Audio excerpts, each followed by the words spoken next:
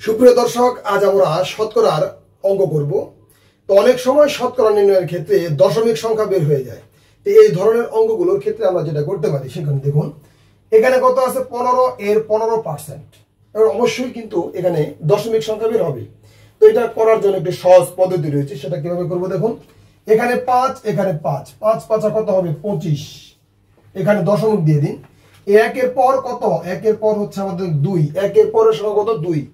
তাহলে 2 দ্বারা 1কে যদি আমরা গুণ করি, 2 1 2, অর্থাৎ এই 15 এর 15% হবে 2.25। শেষ। এরপর আসুন 75 এর 75%। এখানেও 5, এখানেও 5, একইভাবে 5 5 কত হবে 25। এখানে দশমিক দিয়ে দিন। 7 এর পর কত 8, 7 এর পরের সংখ্যা হচ্ছে 8। তাহলে 7 আর 8 যদি আমরা গুণ করি, 7 8 কত হবে 56। তাহলে 56.25। এরপর আরেকটা আছে 65 এবং এর 65%। তাহলে 5 আর 5 যদি আমরা গুণ করি, কত 5 5 25। একইভাবে 6 এর পরের সংখ্যা কত 7। তাহলে 6 এর পরের সংখ্যা 7, 7 এবং 6 যদি আমরা গুণ করি, 6 7 42। তাহলে দেখুন 42.25। যদি এটি বুঝে থাকেন তাহলে দেখুন নিচে একটি অঙ্ক আছে, সেই অঙ্কের উত্তর কত হবে তা আমার কমেন্ট বক্সে ঝটপট জানান। ভিডিওটি ভালো লাগবে লাইক, কমেন্ট ও শেয়ার করতে ভুলবেন না। সকলকে অসংখ্য ধন্যবাদ। ভালো থাকবেন।